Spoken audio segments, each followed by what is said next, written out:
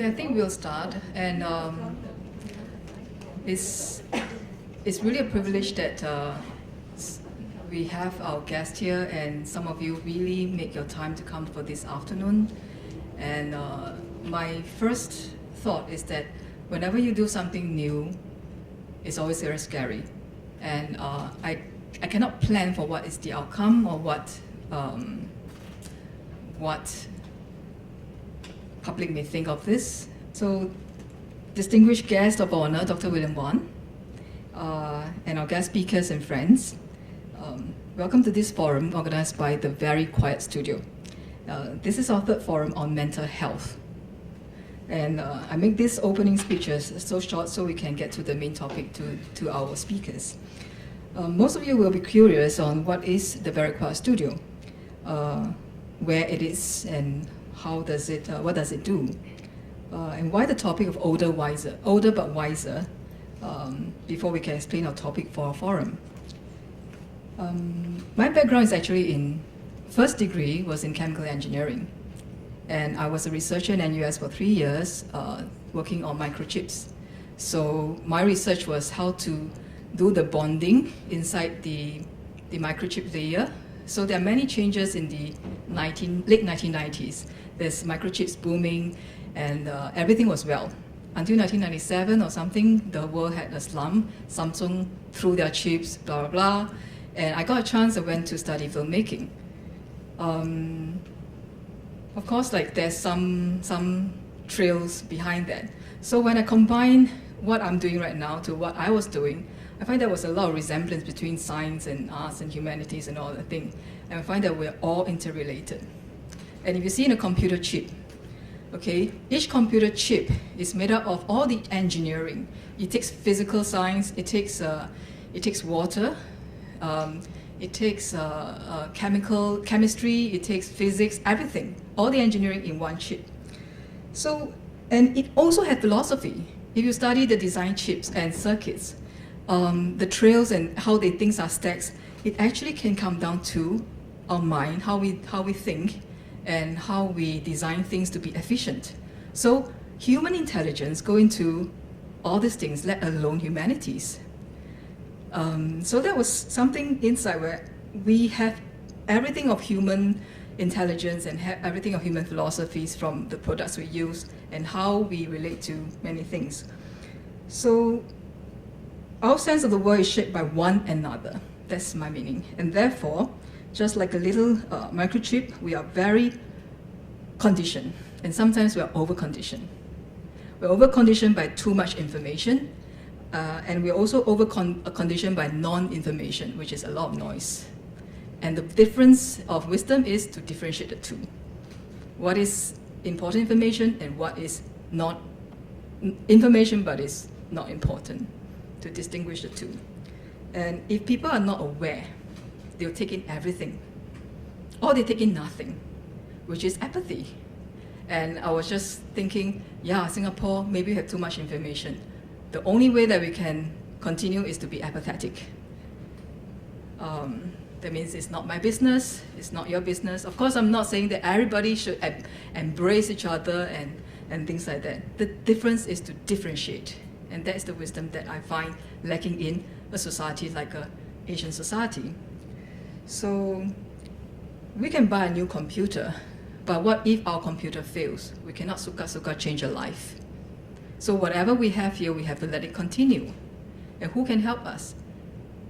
The artists, or ourselves, or somebody of a good friend. Some people with a very good heart to help other people. They are there to serve in that purpose. So when I combine all these things about mental health, our current situation, and not many people linking things up this way, and they think that computer, human, medical, sports, all things are professional category, but actually all interrelated. Yeah, and that's why I thought our mental well-being are really not so well if you cannot differentiate. So, in a brief way, the Very Quiet Studio exists because there's too much noise in this world. So I'm very, very quiet. nobody even know about that the Very Quiet Studio exists actually. So recently we made a new website, and so I wish to bring some clarity to myself a bit more. Older but wiser is not about aging; it's about wisdom. So people will cling on to the word older. I don't know why we're so conditioned. Older but wiser. That means we can grow old, but we will not be wiser. So it could be a question mark or could be a full stop. Older but wiser. Okay, so it can be positive or doubtful. The forum space for mental well-being is not just about us, but to consider for other beings. I don't know whether this kind of thought is professional enough for symposium or forum or whatever thing, but we really don't consider other beings. We only consider about human society and how we progress. Yes, we progress so much, but currently our environmental stuff suffer, and things that doesn't have MP for them in the in the parliament, they also suffer because they are humans. So for when our surrounding transform, we transform.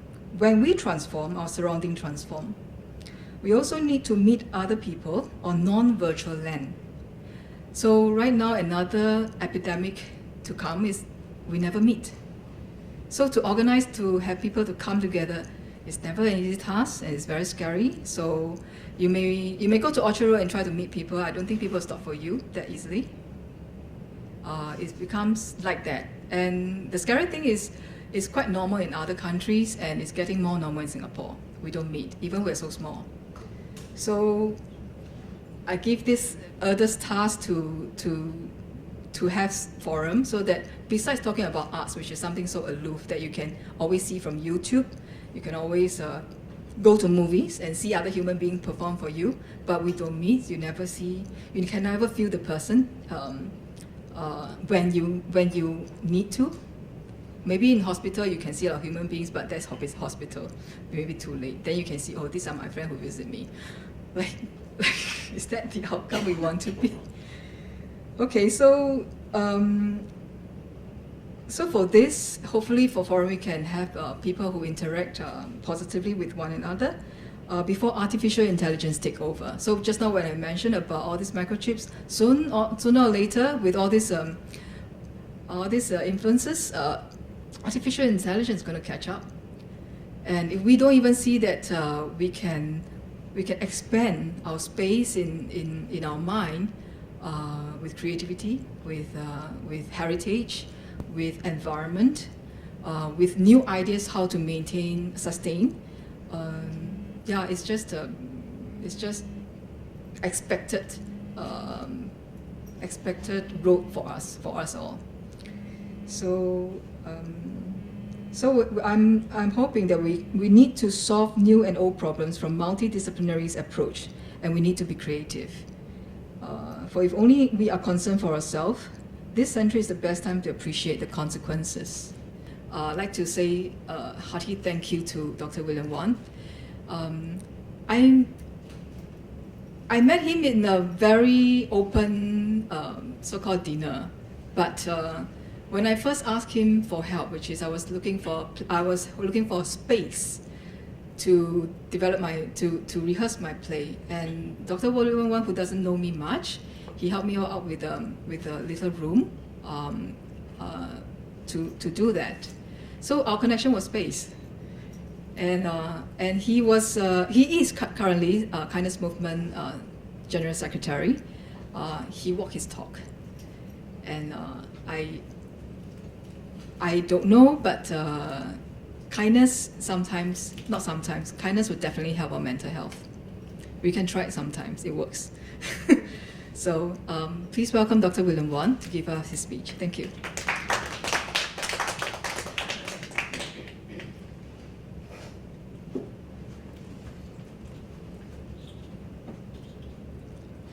Thank you, Wei Jin, and distinguished guests, ladies and gentlemen. When I was asked by Wei Jin to come, and this is not the first time, I always try to say yes. And half the time I don't know why I say yes, except that I just want to support her. And I say, I don't know why I say yes, because I also don't know sometimes what she's actually organizing. Yeah? But I believe whatever she's organizing, it must be good. So here I am. So I was asked also to make a little speech, and I was thinking, what am I going to say about this space, for mental well-being? Then I say, well, no harm just coming and say a few things and then learn from the rest. So I'm looking forward to learn from our speakers. And I'm quite sure that they will help us find space for mental well-being.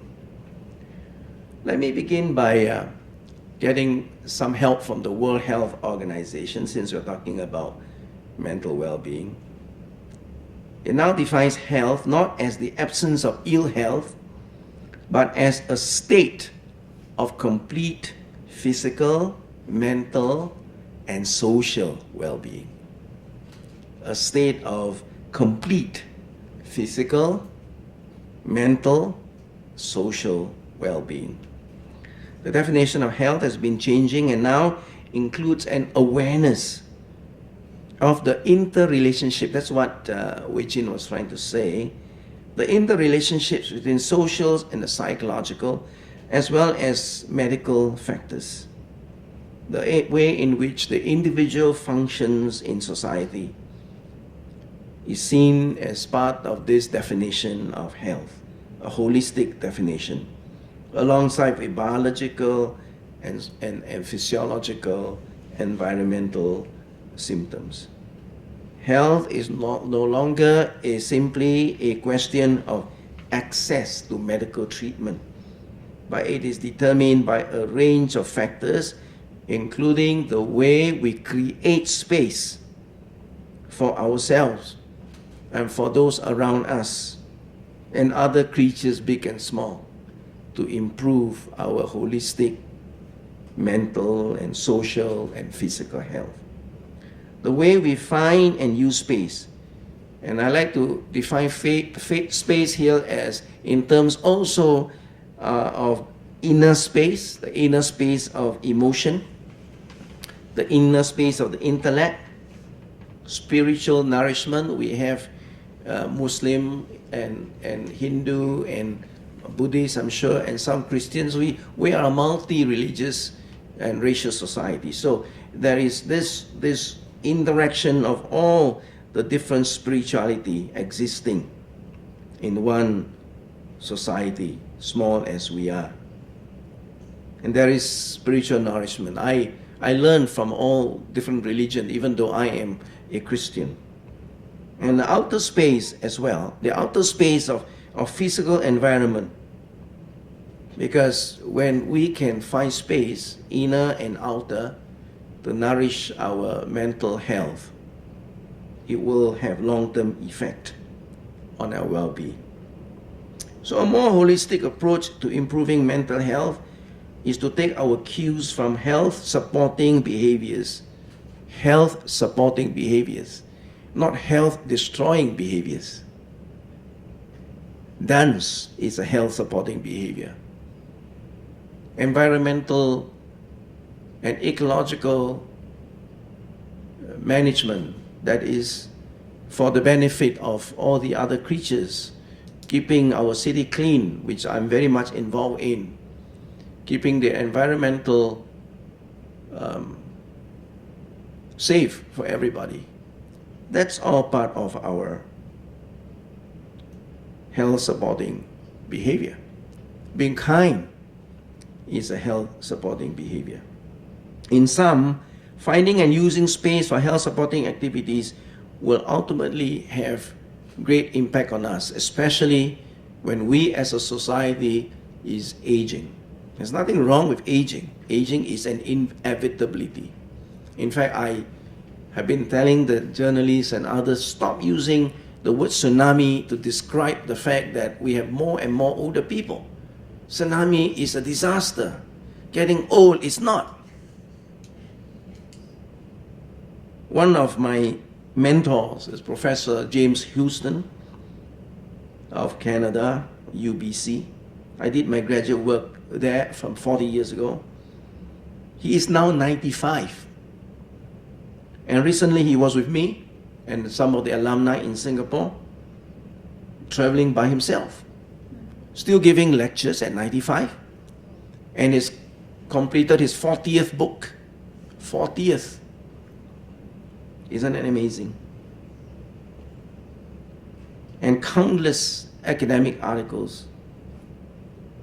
What is his secret? He told me that his secret is to find space to sage, meaning to grow wiser, and not just to age, meaning to grow older. So he says,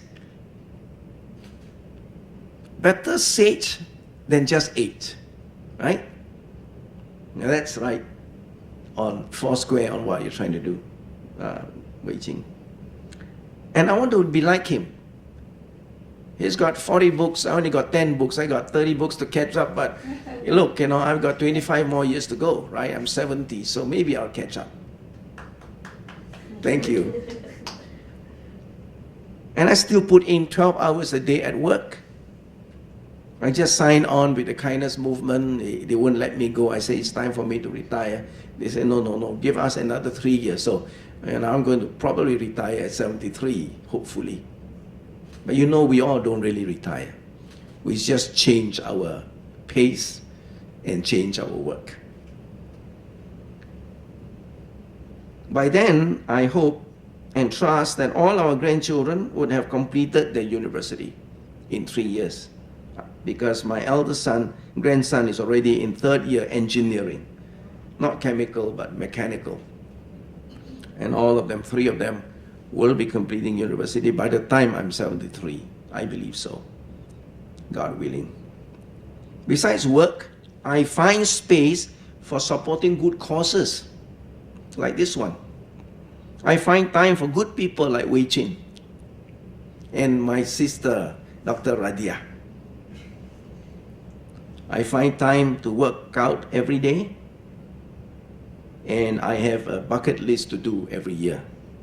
I started 10 years ago with a bucket list when I retired from law, and I started with skydiving, and since then I have done scuba diving and all sorts of other wonderful things that I never had time to do until now. I find space also to read and meditate and reflect and think. We are too busy. We're Russians, rushing here and rushing there. We hardly read, we hardly think, we hardly reflect. I find space to do that. I get up every day at 5 o'clock to do that. To keep my mind active, I continue to speak at some event every week, actually. And I write. Every year, I write 4 opinion articles for the Straits Times, and I contribute to other magazines as well. This year has been a rather productive year.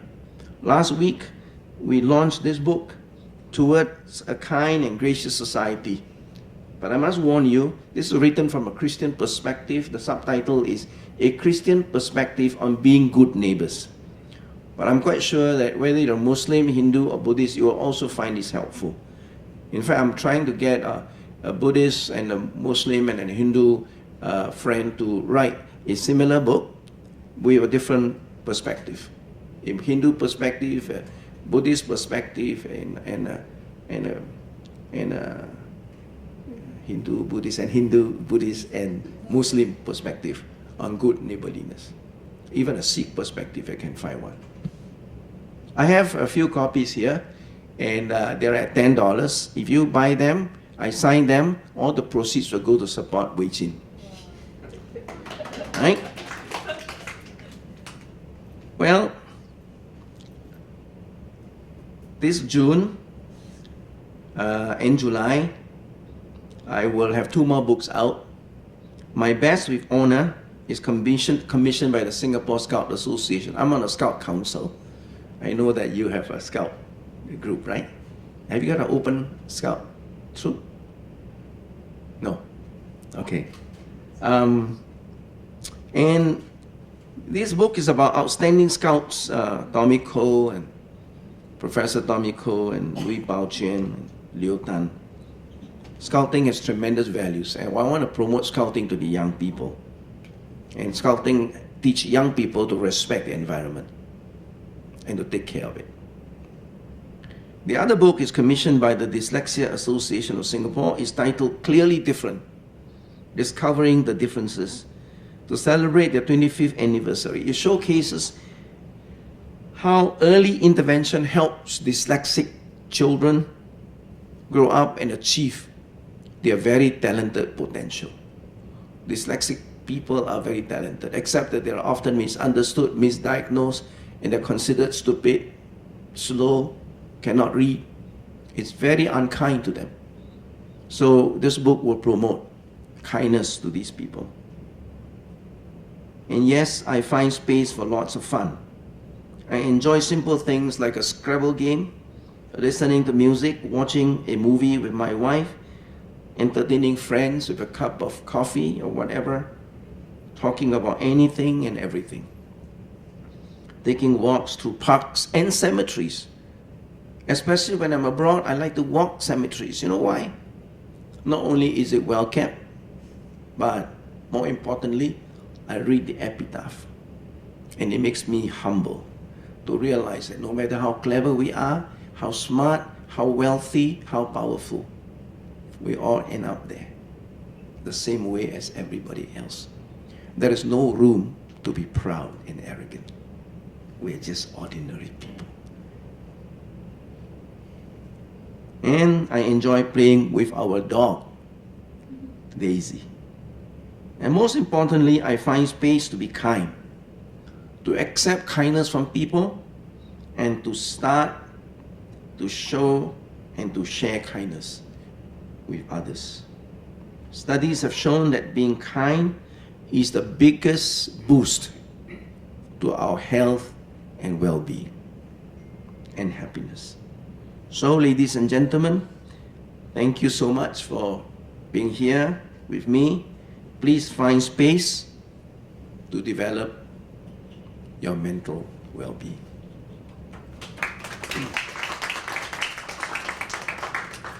Hi, good afternoon, ladies and gentlemen. Welcome once again to Older But Wiser English Forum 2017. So today's topic is space for our mental well-being. My name is Ling Po Fong, like what Wei Chin introduced. So I'll be the moderator for this forum. So thank you all for coming. So like what Dr. Wong said and what Wei Chin said, so it's about interrelationship.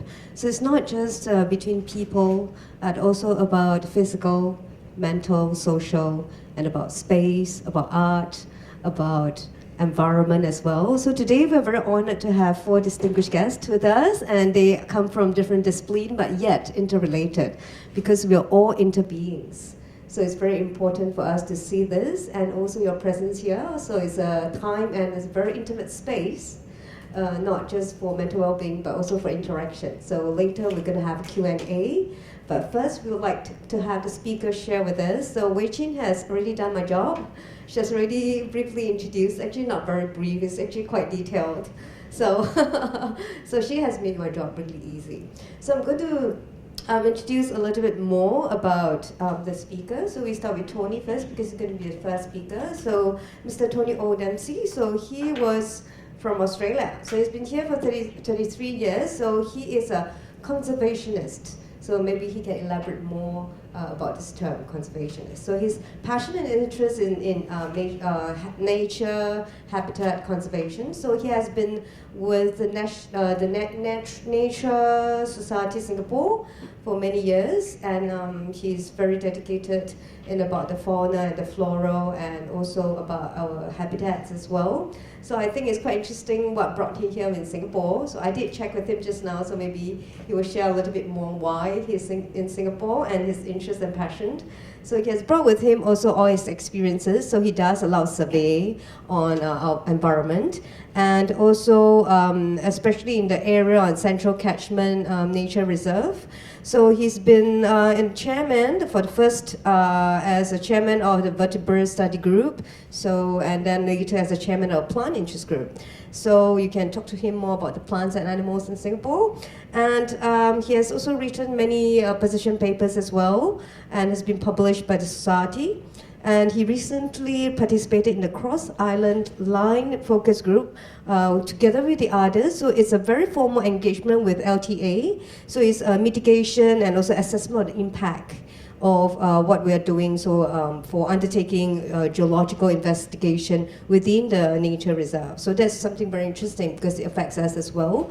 And then also maybe he can talk about his profession as a GIS, which he said she doesn't really know what it is about. So it's Geographical Information System. So I'm going to pass the mic to Tony and he'll share more with us.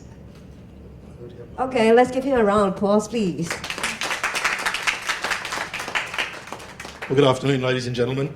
I stand up because I tend to dance around a little bit, but don't worry, it won't be Indian dance. I'll leave the Indian dance to the professionals. I'm not going to talk too much about myself, actually, because we don't have much time. 15 minutes is all we've been allocated. Yes, geographic information systems is my professional background, but it is just a tool to analyse spatial relationships and report on them. So I won't bore you too much with the gory details of geographic information systems. I'm from the Nature Society. I've been a member of the Nature Society for over 15 years, and I've served on the committee for 2 sessions of 3 years, once a vertebrate study group, the second time as a plant group. My expertise in terms of native habitats is broad, but I think that if I had to put my finger on it, I'd say I'm a plant person, because I'm knowledgeable of the forest plants and the ecology associated with it.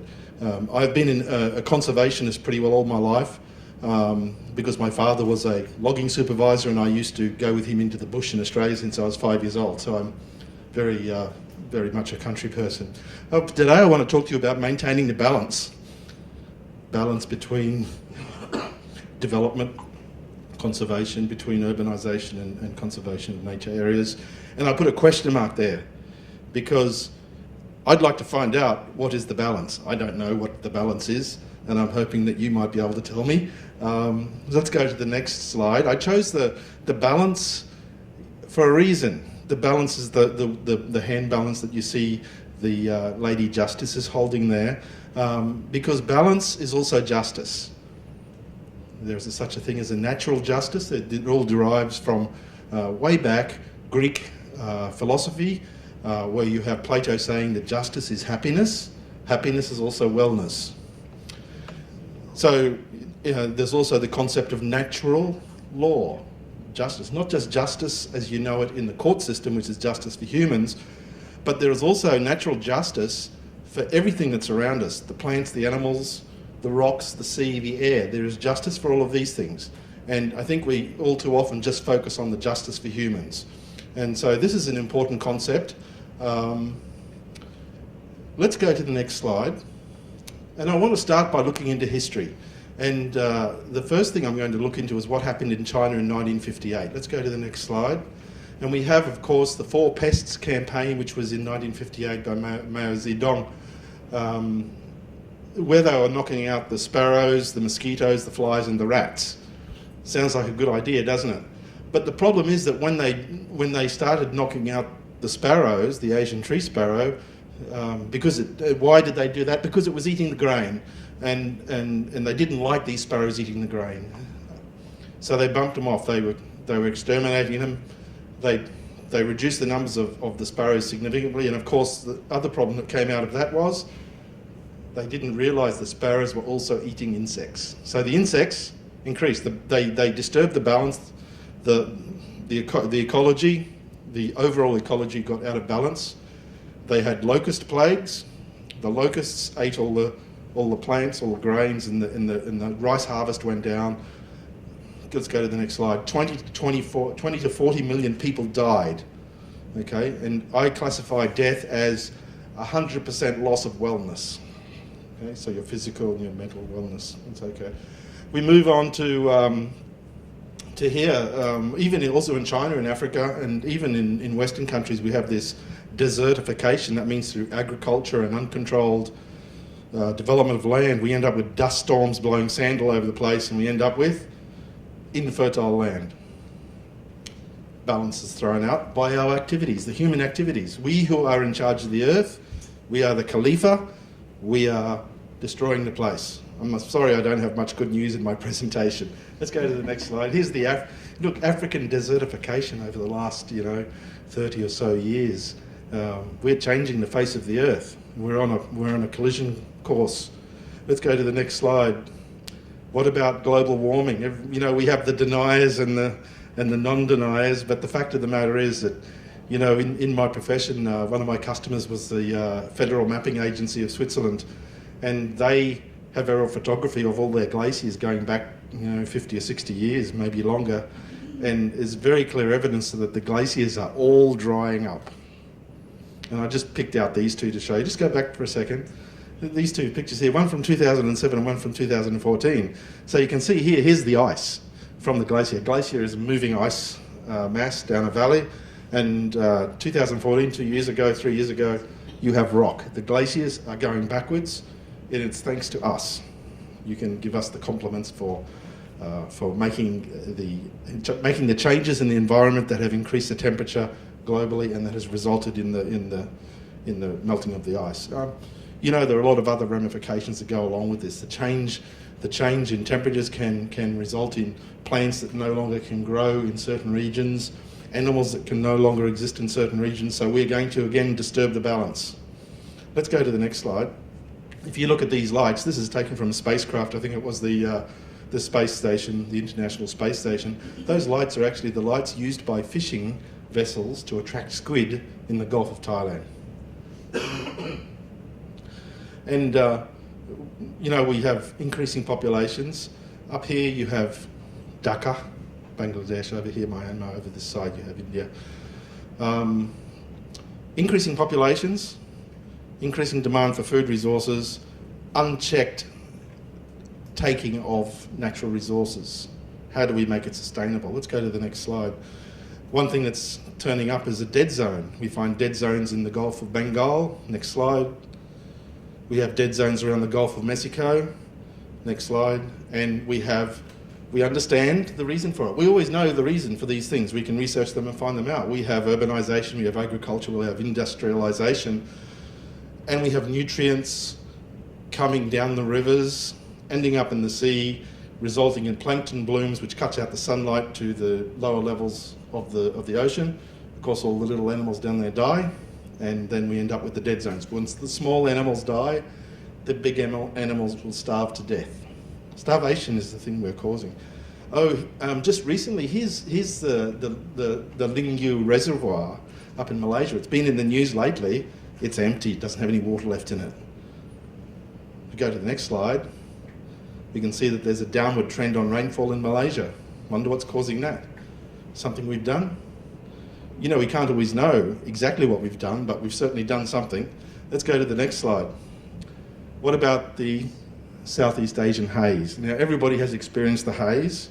We've all been coughing and spluttering once a year when the fires build up, and we complain a lot. Let's go to the next slide. We know about this. We've all seen this in our lifetimes. It's been getting worse and worse. And I want to show you what's happening. Here's an aerial photograph, actually it's a satellite image, of the border between Sarawak and Malaysia and Brunei. Now Brunei's revenue comes from oil, and Malaysia's revenue comes from palm oil, if I can simplify things. Because Brunei's revenue comes from oil, it doesn't need to use its land resources. So it has left its natural, this is swamp forest, this is peat swamp forest. And you might see a road running, see this road running up here? Okay, so we have some agriculture happening along the valleys, but in behind, it's peat swamp forest, it's native land. On the left-hand side, of course, you can see the Barham River, which ends up near Miri. Miri is up off the screen here. It's all palm oil. We've wiped out so much stuff. And this is one of the sources of our pollution. It's also oxygen-producing plants are no longer there. We're really making a difference. Let's go to the next slide. This is an aerial photograph of part of Sumatra, and this is from 2008, and it's probably about 8 years ago or so. You can see the palm oil plantations, you can see the agriculture along the flat, you can see the forest growing over here. Okay, let's go to the next slide. Okay, twiddle between these two slides, the one before and this one, please. Just swap between them. Just keep swapping. Okay, so they're over the same area. What's happened since 2008 is these areas here, this forest is gone. This forest over here, let's swap again. This forest here, okay, forwards. It's all gone, it's all cleared. We're doing something here. We are changing the face of the earth. We are interfering with the natural environment. Okay, let's go to the next slide. Yes, the monkeys. These are siamang. They live in the forest. And if you go into the Malaysian forest in the morning, 7 o'clock, you can see these fellows. If you can find some forest to sit in, you can see these fellows. And the females get out, and the head female goes and makes some calls, some territorial calls. They're territorial. The family, the matriarch makes the calls. She's the dominant one. And I've got 5 minutes left, thank you. And when I go over 5 minutes, she's going to throw those pillows at me. Okay, look what happens to these fellows. I'm going to go fairly fast now. I've only got 15 minutes. Maybe if you want me to talk more. Sorry, can we go back? Yeah, just stay there for a sec. When we clear land, the bulldozers come in and they clear the land. They make a lot of noise, a lot of crashing, a lot of engine noise, all this sort of thing. These fellows don't die there because they can hear the noise and they can chabut. Okay, and where do? They go to the neighbouring forest. When they go into the neighbouring forest, what happens is they have to coexist with the same species that is already there.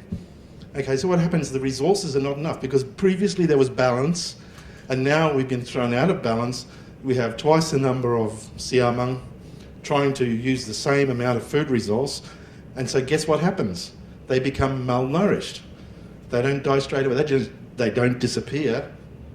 They become malnourished. And the mothers can't feed the babies properly because they can't produce enough milk or with enough vitamins in the milk, and so the babies are the first ones to die. Okay, and then eventually the adults die. They're a bit more hardy. Do we have a right to kill these animals? If so, how many can we kill? Should we kill 20%? Should we kill 50%? Maybe we can kill 80% because we're also predators. We're also entitled to some of the resource. But how much can we take? So that's a deep question. I'm not going to ponder on it too much more now because she'll throw the pillows at me. Let's go to the next slide. Okay, palm oil. We're all waving our hands at companies like Wilmar and many other companies that are not only in the Singapore Stock Exchange, that are out there planting the palm oil, clearing the forest. But while we're shaking our fingers at them, we've got a big fat chocolate in our hand. We're also contributing to the problem. So, and I think that the important thing is for us now is, I'm not going to give you a solution to the problem, but I'm going to say that understanding the problem is the first step to a solution. I think that the population needs to generally understand what is the facts. What are the facts? How am I personally contributing to killing that siamang baby? Do I have 0.01, 0.02% responsibility? Do I have 0.5% responsibility? I don't know. But I have some percentage of responsibility.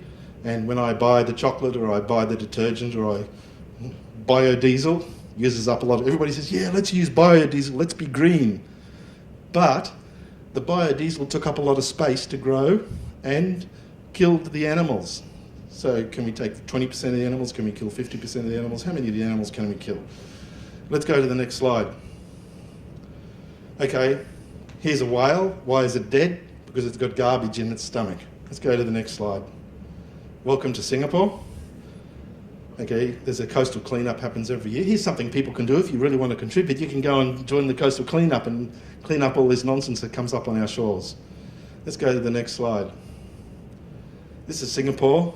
This is what we use GIS for. We can do things like this. I don't have much time. Primary forest, dipterocarp forest, mangrove forest, freshwater swamp forest. Go to the next slide. This is what we've got left.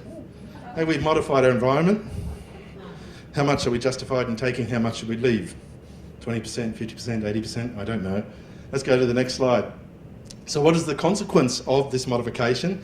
Okay, we've got a dengue problem because we threw the balance out. You know, the Aedes mosquito is actually native to this area. And the disease that it carries with it, dengue, is also endemic to this area. So, Hal, if you go into the forest, you don't get bitten by the mosquitoes. If you go into the Central Nature Reserve, you do not get bitten by the mosquitoes.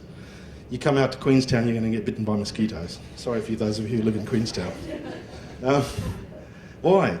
Because we've modified the environment. The predators of the Aedes mosquito are no longer can survive in our urban environment. So the Aedes mosquito is able to survive better. A different balance is formed. So we change the balance, we suffer the consequences. Maybe that's justice. Let's go to the next slide. We have created, have I got, how much time do I have left? Oh, she's got the angry bird. Okay, look. I'm not going to talk anymore. I have a few more slides. I always put more slides than I can talk to. But I think I've given you a good flavour of what we're about. And I think that Wei Chin spoke about justice to other beings. And I'm also talking about justice to other beings. In fact, beings, also all of creation, you know, plants, animals, rocks, sea, air. They are all deserving of justice from us. So I'll close off there, and I'll let you go to the next speaker. Thank you very much.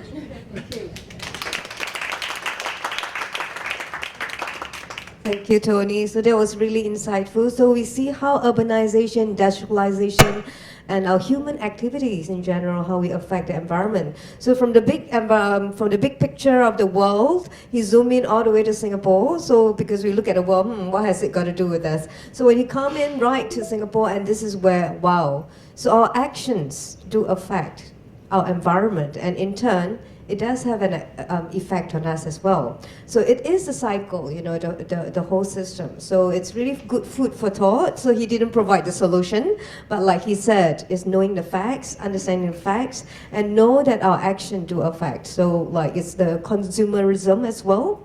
So that was really very interesting. Thank you very much. So coming up next, so we have another very interesting speaker, so Dr. Julia Lim. She is a social entrepreneur, so like what Wei Chin has introduced. So she's not only that, she's also a co-founder of Street Whole Foods. She's a psychologist. She's a certified living foods and integral yoga instructor.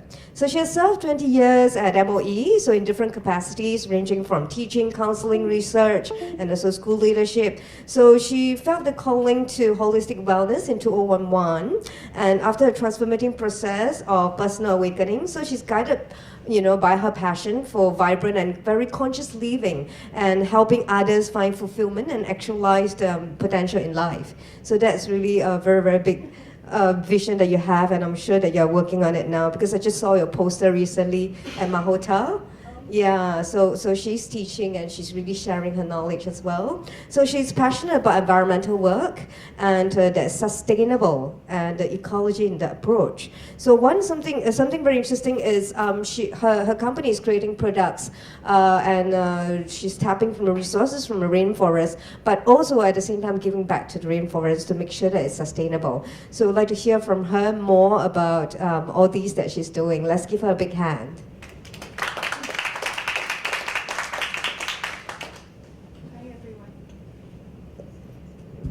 Hi everyone.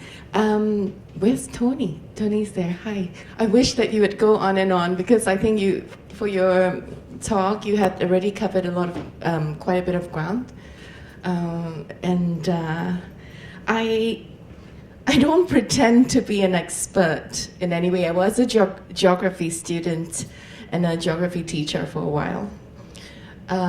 But now, what I'm involved in is I'm really on the other side. I'm a capitalist. I would like to call myself a social capitalist. I'm a business owner. I have decided to venture into business for very practical reasons, not only for establishing something for income, but also to say that if I want to do something practical, how do we put our money where we could also benefit ecology as a whole?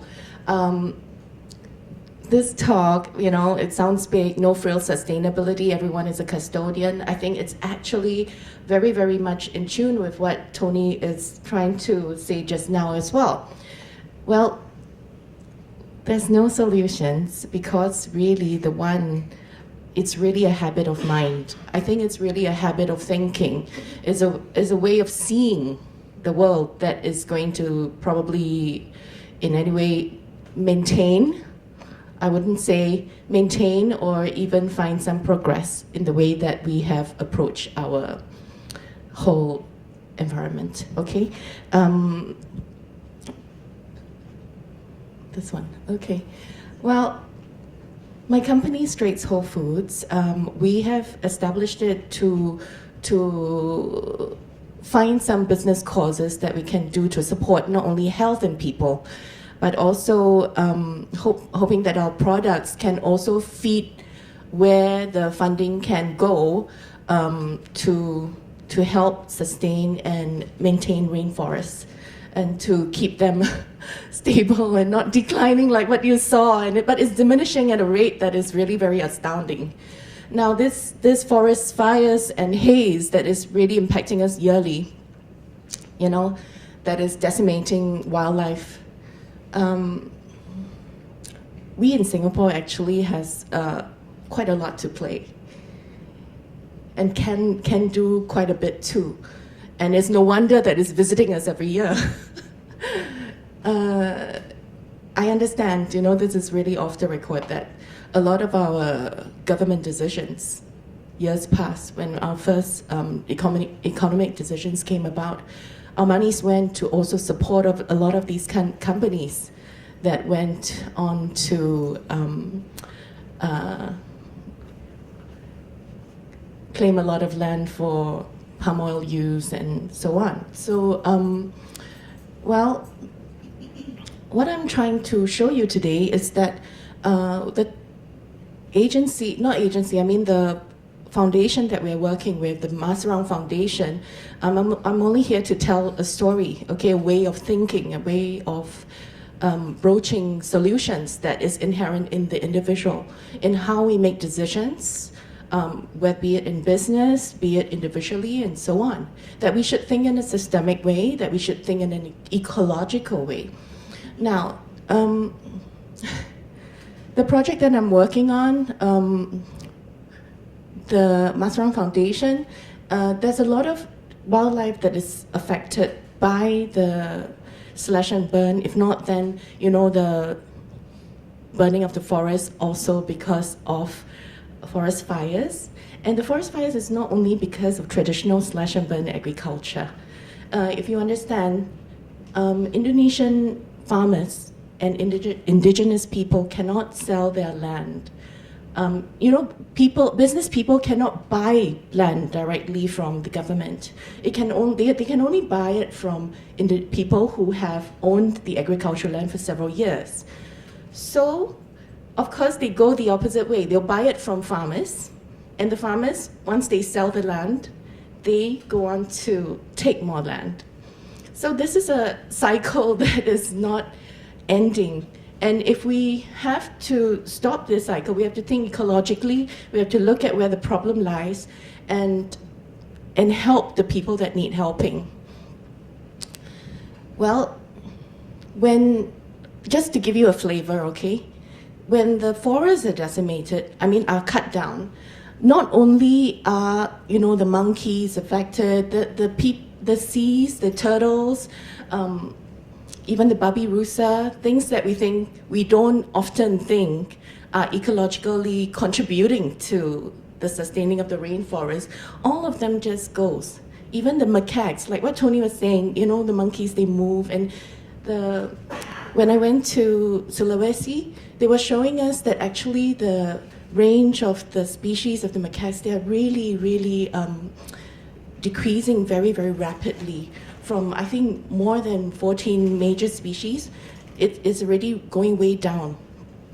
And all these are being affected. And you see, these are the forest fires, the range of it that is visiting us every year. And what I'm trying to say today is that we have often just thought in this way, right? But instead, I think I would suggest that if all of you, if just a few of us go out today and then we change our mindset to think ecologically, like we are part of the larger ecology, we might, and start seeing the world and acting upon the world in such a way, a lot of things might change. This is one of those mapping systems to do with interactions. Imagine you are one human node This is just a computer analysis of how many people we come into connections with. And they just mapped the interactions, and a very, very natural system just emerged. And I thought this is just a very nice diagram to show us how interconnected we are, actually. Just one person, and we go from one to many, and across many, everybody else is also interconnected. So we cannot deny our interconnectedness. Okay, and if we were to think about solutions, we have to think ecologically. Okay, we have to think about what kinds, ecologically, who are the ones who are impacted, who are we impacting by every decision, and how they are interrelated before we come up to a solution. I'm hoping that also governments, our whole country as a system, we can also start to think in that manner, so that we don't have, just a very linear way of thinking profits and what are the ways to get business without thinking about the natural network, or, putting it through a natural network of thinking about who we are really impacting. Okay, so our company, we have this product called, we put our energies behind this product called the Arenga sugar. Arenga sugar is just one example of how a product, okay, is born of this kind of ecological solutioning. When Dr. Willie Smith and his team decided to save the rainforest, they started to do that because, of course, him personally is because of him seeing all the orangutans that's being killed and thrown away, and a lot of babies that need to be saved and so on. But when he looked larger, at the larger picture, there's a lot of things that's impacting, like government policies, like what I explained to you just now about how land is bought, and also the education of villagers. They don't quite understand how money works, because when people come to them and say that they want to buy their land and they look at the total sum, instead, if you compare it to if they work monthly and then they get a trickle of money in, they might need help to see how to work out the sums. Okay, so the organization that I'm working with, they do education at that level, so much counseling with individual villagers for them to see the differences. And not only that, they also educate whole villages about an ecological way to live. What is recycling, what is wasteful, how they are really like direct stewards to the forest. Okay, consumer choices, what we talked about.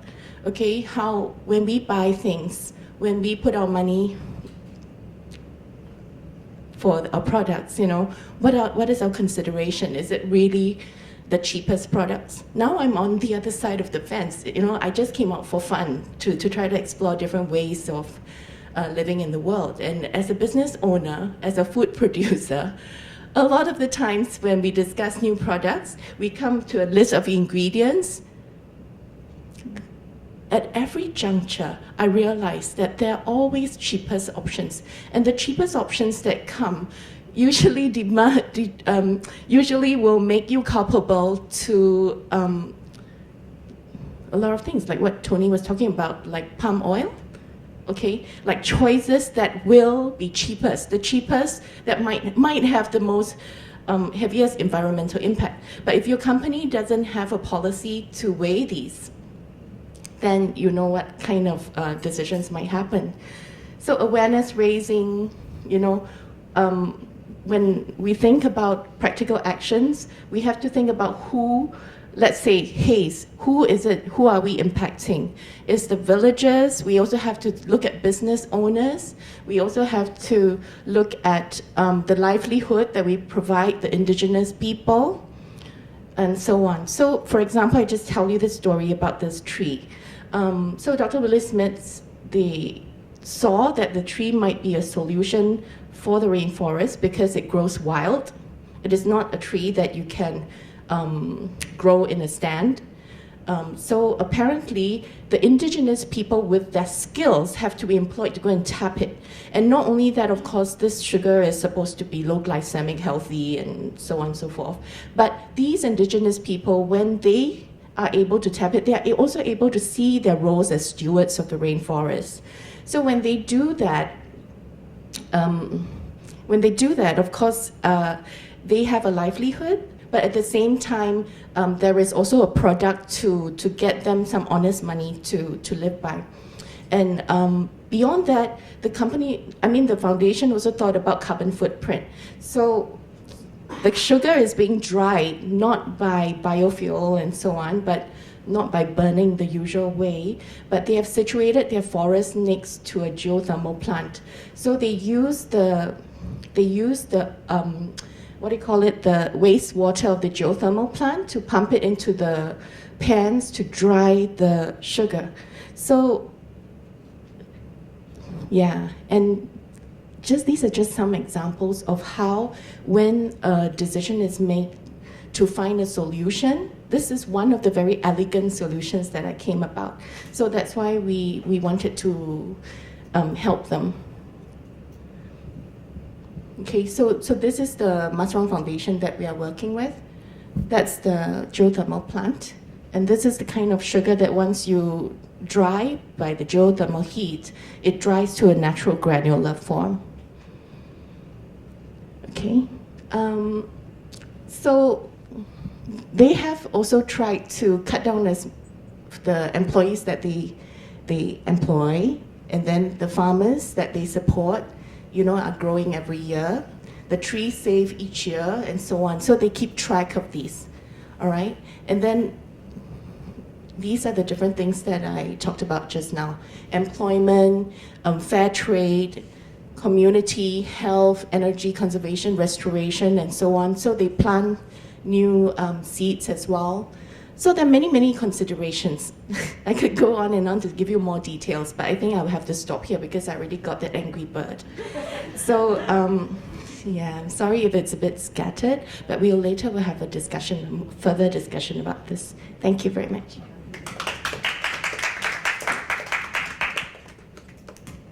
Thank you.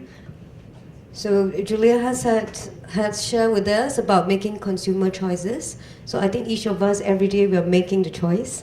So it's a decision, it's a habit of the mind of how we live.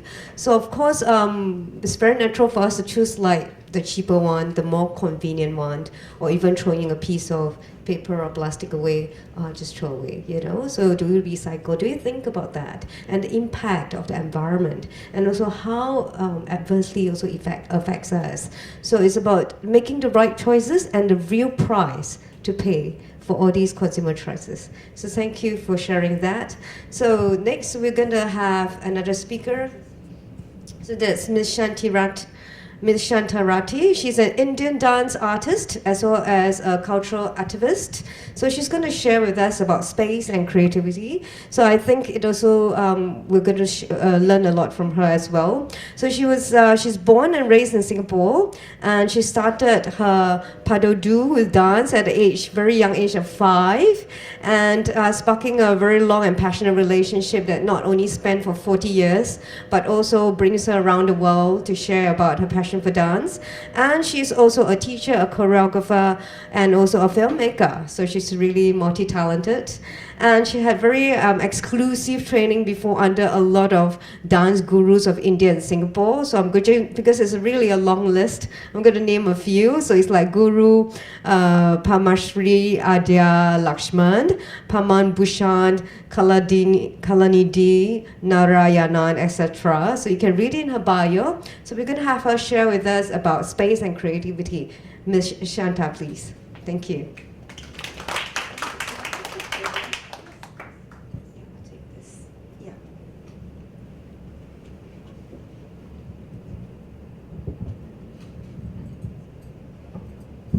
Good evening. We say namaste always. Today I'd like to talk to you about space and creativity. Now we've seen from Dr. Julia and Tom as well what we have done to the environment. This is a subject also very close to my heart, but I shall close that door and talk about creativity and space today. Now, what do we mean by space, and what do we mean by creativity, and how are they linked? Creativity needs space, the inner space and the outer space. The outer being the physical, and the inner being the mental, psychological, and emotional, as Dr. William had also mentioned earlier. How do we define creativity? To put it very simply, creativity is the use of imagination or original ideas to create something new and something valuable, whether tangible or intangible. And creativity is extremely important for many professions, not to mention that it's important for all our lives, in small ways and big ways, regardless of what we do. Without creativity, of course, we couldn't have breakthroughs and new findings, etc. So how does space influence creativity? What I share with you will be based on my experience as a performing artist, as a filmmaker, and a photographer, and as a human being. If we look at history, it tells us that we are the only surviving human species on the planet purely because of our ability to imagine. That is our edge. Homo sapiens could believe in something that actually did not exist because of this gift of imagination. Einstein said, logic will give you or will get you from A to B, but it is imagination that will take you everywhere. About 70,000 to 30,000 years ago, the Homo sapiens drove out the Neanderthals and other human species from the face of this earth. And they left Africa, went into Europe and East Asia, and even Australia. And that was a time when inventions start to happen, like they invented the boat, oil lamps, bow and arrow. They invented needles so that they could put together things to keep them warm. And the first object that can reliably be called art, the saddle lion. Lion head with a human body is one of the first indisputable examples of art and the ability of human mind to imagine things that do not exist. So one way we can support our imaginativeness is to preserve the mental space so necessary for ideas to germinate and grow. An empty mind is ready for anything. It is open to everything. If a glass is full, let's pour out some and make room for more. So how do we make space for imagination and ideas to craft an authentic, connected, and creative life? Carving out a physical space can be easy and can be simple too, but making mental space is something that is not that easy. For imagination to work, we need to declutter our minds and our environment. The clutter has the singular distinction of taking away the value from valuable things. So what is the ecosystem? We've been talking about another kind of ecosystem. What is the ecosystem we need to give us a sense of well-being? Besides, of course, what Julia and Tony spoke about. To enable, to engage, and energize us, we need nature, sunlight, fresh air, which affects our sense of well-being. In fact, a view of nature would be good because research shows that patients recover much faster and it lowers the mental fatigue and stress in office workers when there is even a window that gives you a view into nature. And social settings, it varies from person to person. Some people like hustle and bustle, some people like quietude. In fact, one of my favorite authors, Malcolm Gladwell, who wrote the book called Blink and Outliers and The Tipping Point, he says he wrote one book completely sitting in a coffee shop. So he needed that activity around him to get the juices flowing. And of course, play is a very important thing because it brings out the child in us who is naturally gifted to think out of the box, which is what creativity is, really. And the proverbial bath, where the original eureka moment happened. Water emits negative ions that are invisible healers and promote alpha brain waves, which facilitates lateral thinking, which is what we need in creativity to solve problems in novel ways. But when we think about conditions or environments for inspiration, do we ever think of an office? Ironically not. And yet that's a space that demands more creative thinking and problem solving. What exactly is happening to us during the creative process? What's happening to our minds, to us? We have the conscious mind and we have the unconscious, subconscious mind. The real power of creativity lies in the subconscious mind.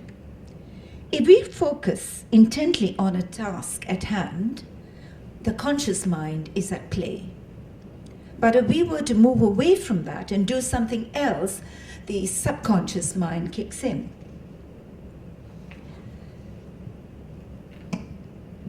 Everything is stored in our subconscious mind. Feelings, forgotten things, things we have not noticed, everything, nothing is ever lost. And the subconscious mind can then compute all this information and come up with the answers. Therefore, we should actually let our subconscious handle the imagination and creative parts of our work once we've fed it with the facts, with the data. Now I'd like to discuss with you something that I came across some time ago. The concept of Ma. I don't know if you heard of it. The concept of Ma is, in Japan, they use the word Ma for space, suggesting intervals that is between two. And I came across this when I was researching kabuki and no theater and Chinese opera for a documentary film more than 20 years ago. And ever since, it is something that has always been there in my mind for my work as a dancer and a filmmaker. Ma is said to take place in the imagination of the human being. We come back to imagination and how important that is. I give you an example. In Japan, children are taught to bow from very early in their lives. So they are told to and hold it there before they come up. That holding, that pause, adds value, adds meaning to that bow, as opposed to, right? As a dancer, I know it only too well.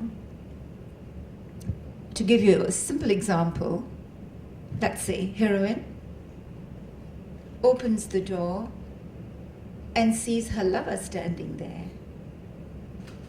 She looks around and she says, "Come in." So she paused before she said that. if she hadn't paused, it will look like this.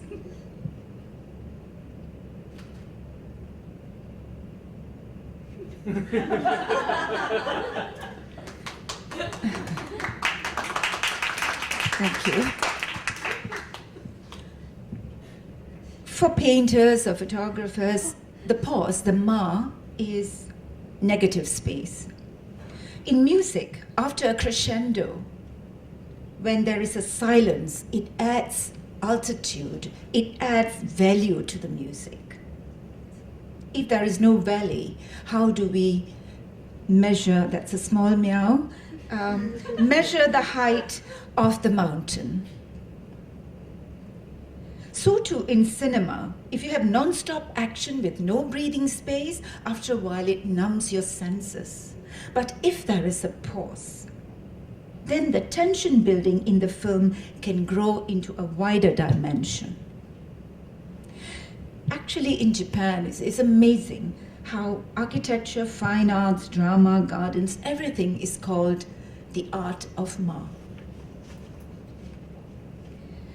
For a dancer in a proscenium stage, where she stands, let's say she stands on left,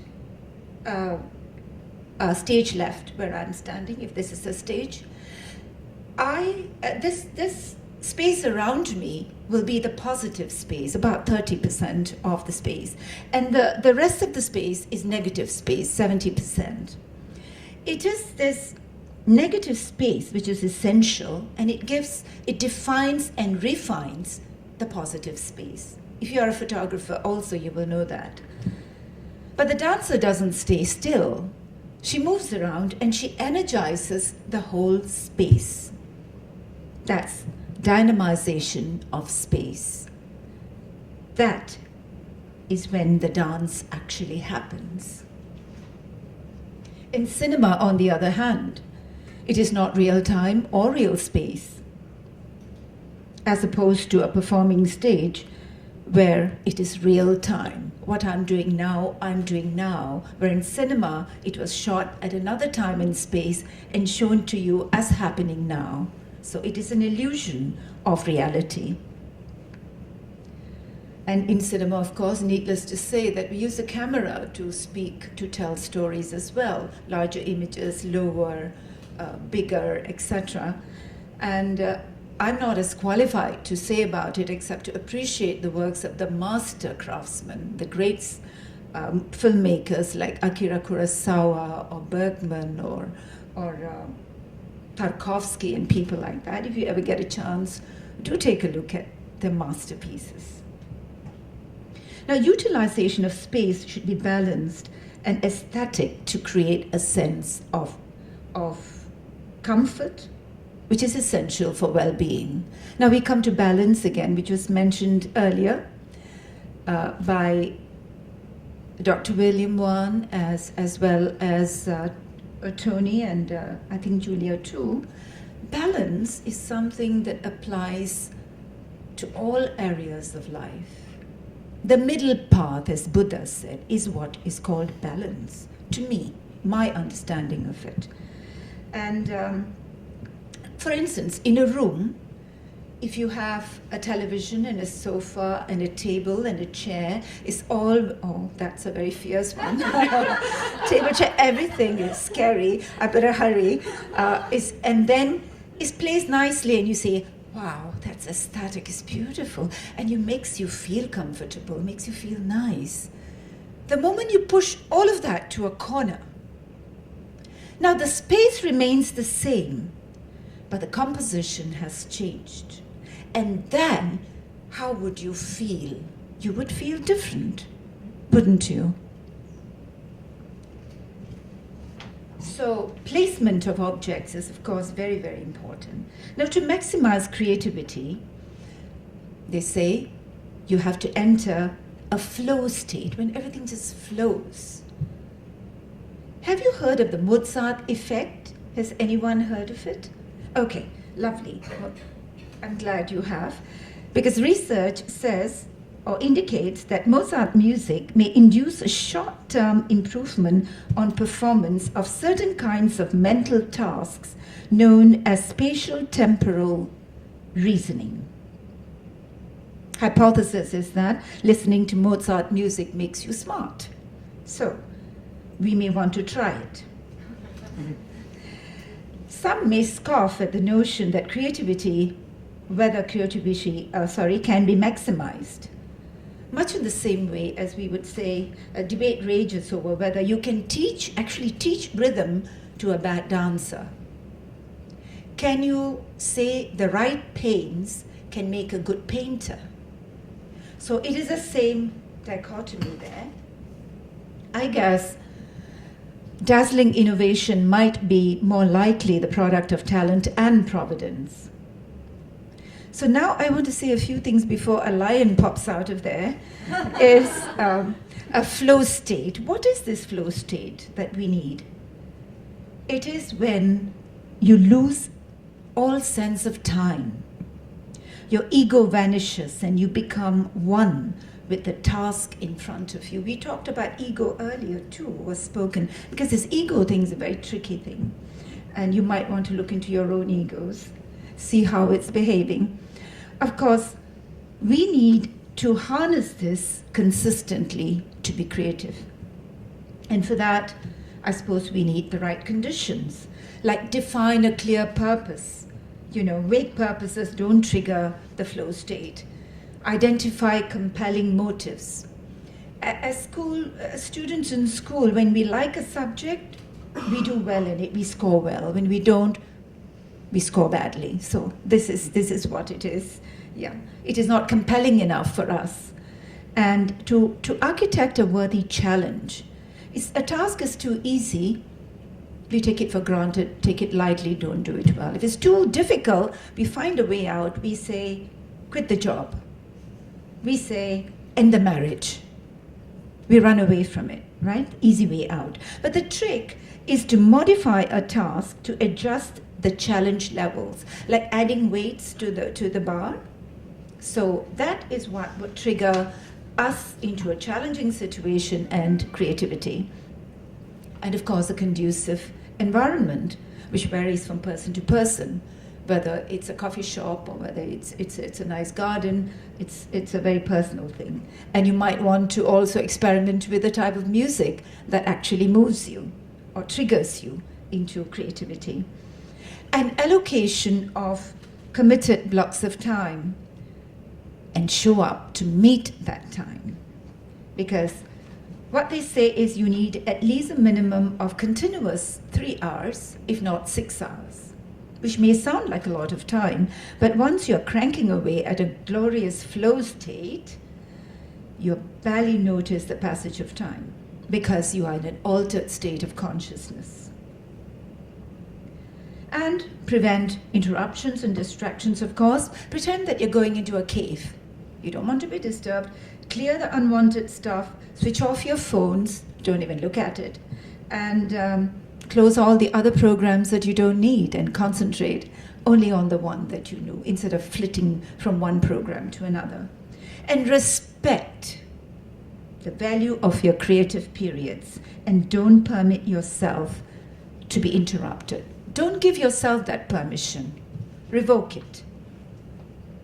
And master your tools. Whatever skills you need, master it so that you are not consciously working at something, it's at a subconscious level. And entering that flow state is a skill. It is not a blessing, neither is it an accident or a fluke. It is a skill that can be developed. And once we learn to harness the power of that flow, our creative output will soar. And voila, we are ready to roll. I might want to add here that though everybody says that we are the product of our environment, and if that is true, our physical surroundings make a difference to the way we think, our attitudes, and the inspiration that we get. I suppose it does. Do you think it does? The physical environment? I think it does affect us mentally. So we need space, basically, in a space-starved situations that we very often find ourselves. We need space, and lots of it. Bigger the better. Space that allows for freedom and collaboration.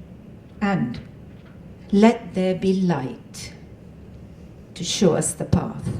And I'd like to end by sharing with you on an artistic note about the much needed pauses, the ma.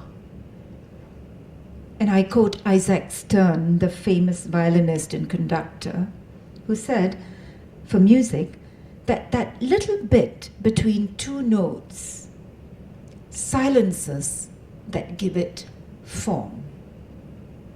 On that, I thank you. Thank you. Thank you for the very inspiring talk. And definitely, if your creativity is to allow the flow without being conscious of the time, we are not. We should share with you why she said before the lion appears. You can show them the cushion because we have a timekeeper here. Can you show them? So in 5 minutes before time, they have a very friendly cat here, the meow. You can take a look. Hold it higher, please. Show it to the back. Turn to the back. So you can see the meow. So this is the call time.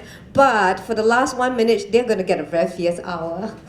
That's why she said the lion's gonna appear really soon. So it's very inspiring. So we talk about the space and the creativity and the concept of ma, about the negative space. So perhaps it's a food for thought of how we can put that space into our mind as well. So are we giving space to our mind to have that silence? So maybe you can think about that. So I really like her demo. I think, the acting was really wonderful. And there was very, very clear demonstration of the difference as well. So coming up next, we have another very established artist as well, Ms. Vijaya Nadasan. Wow, her fans are here. The young girls are here, right? She's an Indian dance instructor, and she's one of the senior artists of Aspara Art Limited. I'm not sure whether you watch any of Aspara. I have, and I love the dance performance. Is really fabulous. If you have a chance, please go and catch the production. And she's the managing director of Divine Creations that specializes in arts education program for schools. So her students from St. Anthony's are behind. Can we hear some cheers from the girls? Yeah, you're gonna watch them dance. It's gonna be fabulous. And she started her formal training in Indian classical dance in 1987 under the tutelage of the most influential guru, who is also a culture medallion recipient, Mrs. Naila Sayalingam. And during her 25 years of dancing, she looks so young. They are both so young and beautiful and graceful. So you should dance. You're going to look young and beautiful like them.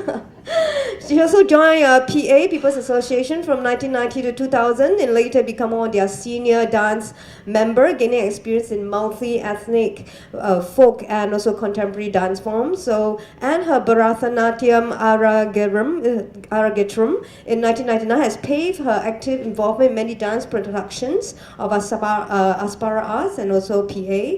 So with that, she has traveled internationally, China, Australia, you name it. She's been there. She went to promote a lot of Indian dance and also Singapore's multi-ethnic dances. So please give a big hand to Ms. Vijaya. Thank you.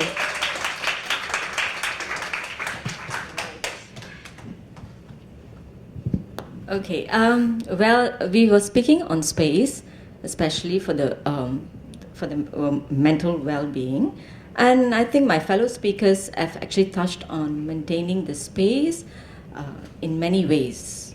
For me, why I chose The Hidden Treasure as my title for this speech today is basically, I think, to maintain the balance and also to create a space, it should start from young.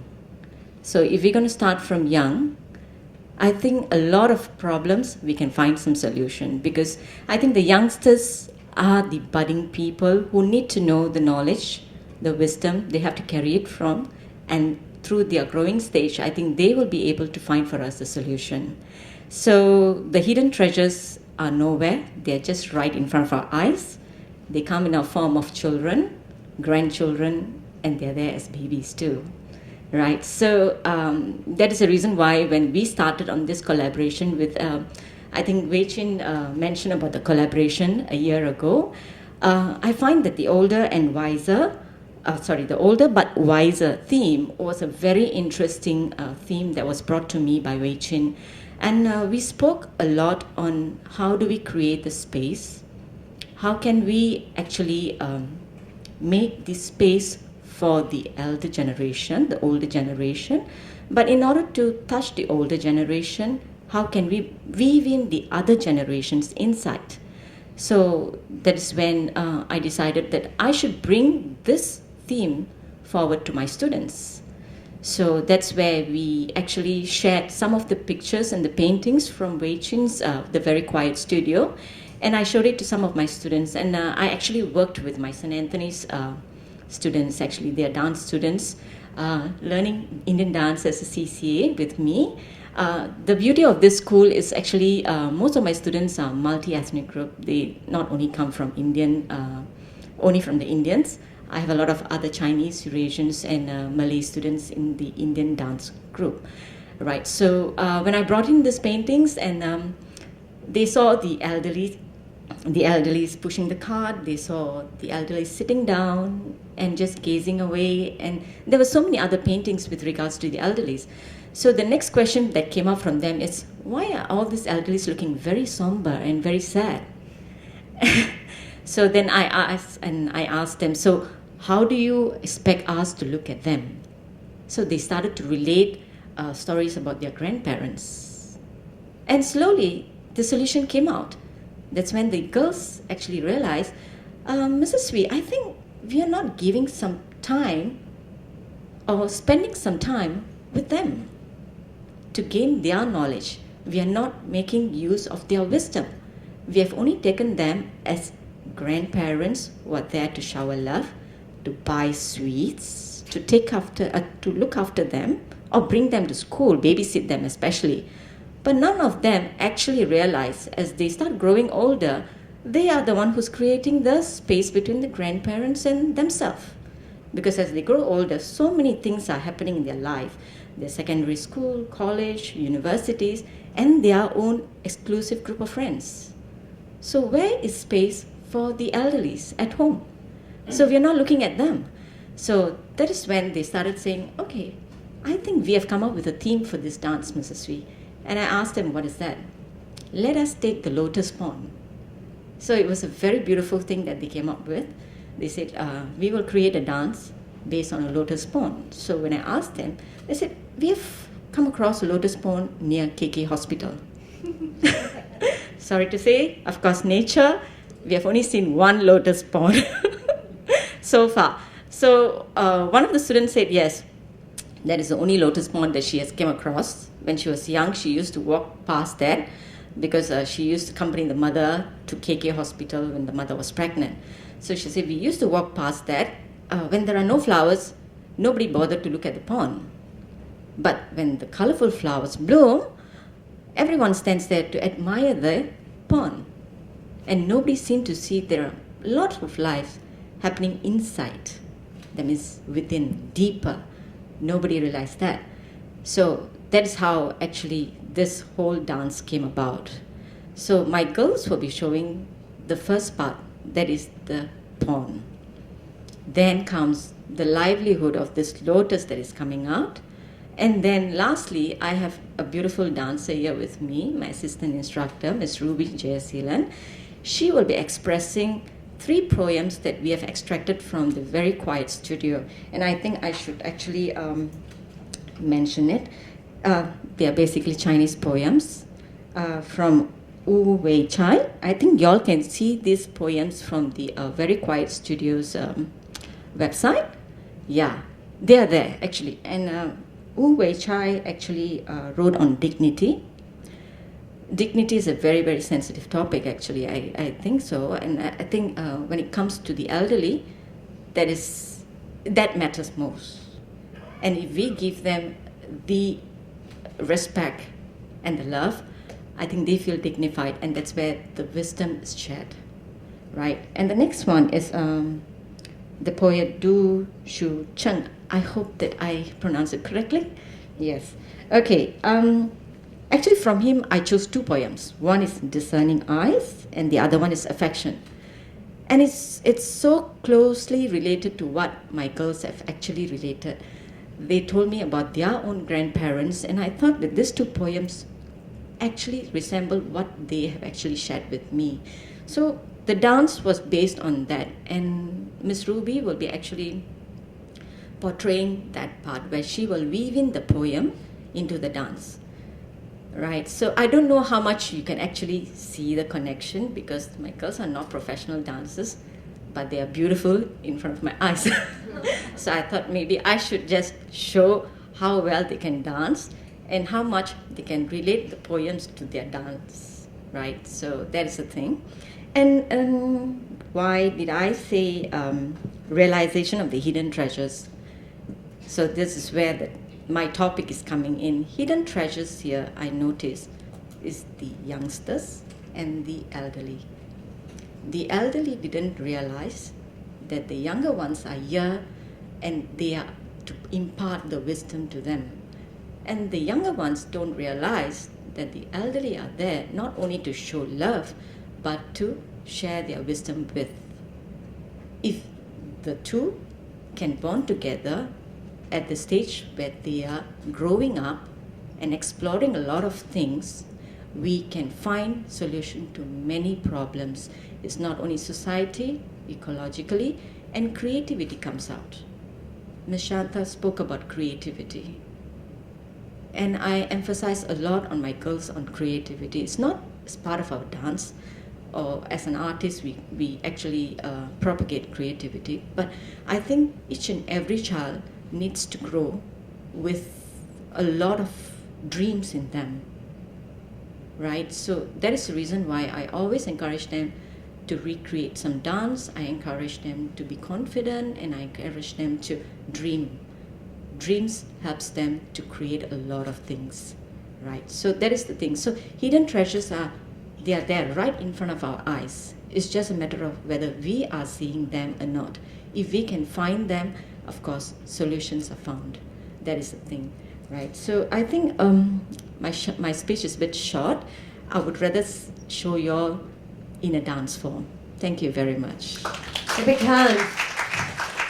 I'm sure you're all looking forward to the dance, and I think it's going to be amazing of how art inspires, the interdisciplinary of it. Whether it's from poem, and it's Chinese poem inspiring them, or to them going to nature, looking at a lotus pond, and how they look at photos, and how all these are weaving together into a dance form. And I'm sure you're going to see it from yourself, and whether you want to use your creativity and imagination. And also from the four speakers, we can see how important creativity, space, and also wisdom from a hidden treasure of our elderlies are very important to us, and how we can draw inspiration for all these. And these are not just for artists, but also for each and every one. I feel that it's important to give that space to ourselves and to others and to our environment. So while they're preparing, so we're going to get ready for the beautiful girls from St. Anthony's. They're going to show you how life is like being a lotus, and this is inspiration, and from their own, they draw it from their own life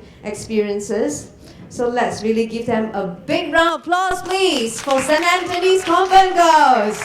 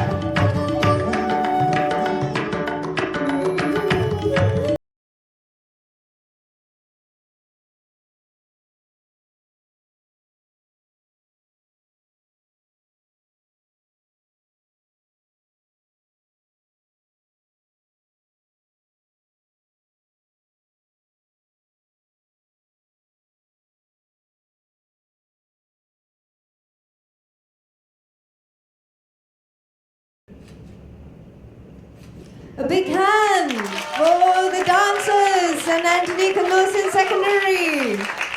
Very beautiful dance.